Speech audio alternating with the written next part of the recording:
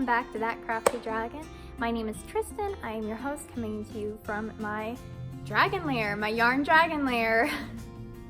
I'll figure it out one day, you guys. But today I want to talk to you a little bit about my Spellbound sweater, which is being released today. Yes, I'm recording this late. It's okay. But my Spellbound sweater, so I just wanted to tell you a little bit about it. It is a bottom-up cropped sweater, depending on how long you want it. I know a lot of my test knitters made theirs a little bit longer, and on my second one, so did I.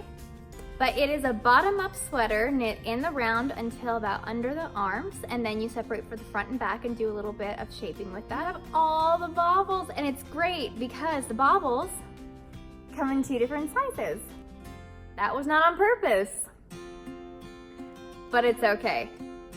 So you can see also on the side, you have this really fun, larger ribbing section, and I did that more so that it's a little bit more forgiving on the sides. Sometimes you wear a sweater over a dress or over some high-waisted jeans, or even just wearing a sweater, and it like cinches you weird. This one is so great because it gives you a little bit more wiggle room. So you can see on the one I'm wearing now, I'm wearing them with a pair of jeans, and it almost like gathers on the side a little bit just to give you a little bit more extra room. Again, so it's really great for women who may have a larger bust size and a smaller waist, and the proportions don't generally line up for women in normal sizes. And so with this sweater, you have that extra room to grow up top without having to alter any of the bottom. On the other hand, if you have a smaller bust size, then it just lays and it's really comfortable. And so this is a bow neck sweater. You will connect the 2 at the top, and then you will pick up sleeves or stitches for the sleeves. And I absolutely love knitting this. The front and the back are pretty much the same, except the baubles are a little bit more spaced out on the back. I don't know if everyone has this problem, but I know I do, and I never know which way my sweater is supposed to go. So yeah. Another great thing about this sweater is it is in worsted weight, but this one was knit out of DK. It's kind of great because people sometimes will think, oh, if it's a worsted weight, I can't. I only have DK, or I only have DK, I can't make a worsted weight sweater. That's not it, guys. Just get gauged. The drape will be a little bit different. So if it's a worsted weight sweater and you knit it out of DK, the drape is going to lay a little bit more loose. So you can see with this sweater, the drape actually lays a little bit more drapey, I guess, than the worsted weight version. And so I actually really like this sweater in DK weight, and you can see the baubles, how big they are.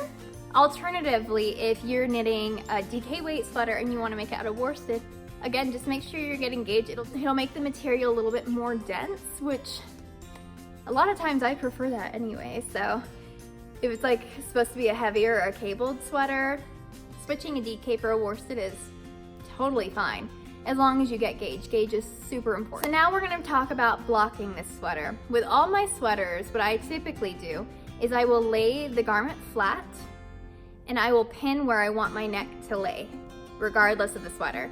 And so if I want it way out to here, I'll pin that sucker way out to there. I don't, however, and so I pin exactly where I want the sweater to start out with the shoulder. And then since this is actually more of a boxy type sweater,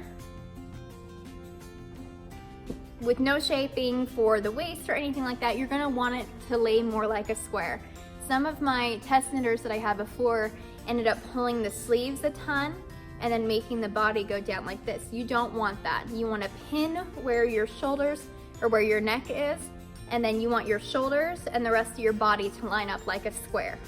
And I'll show you that here right now.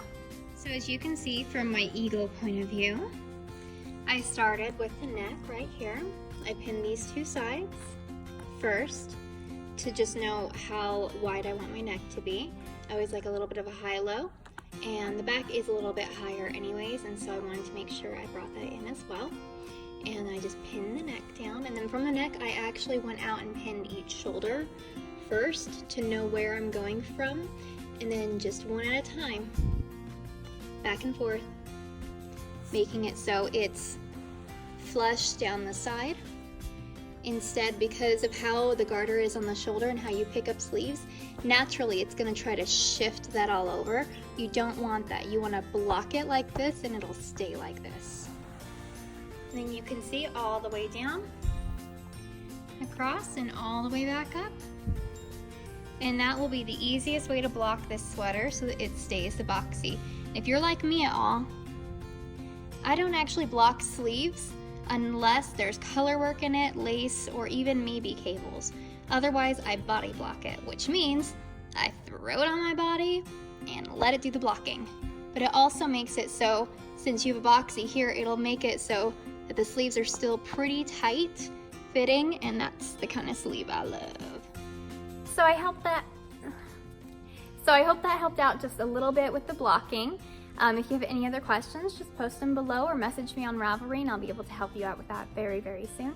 Other than that, thank you so much for being interested in knitting the Spellbound sweater, and I can't wait to see your finished product. Bye.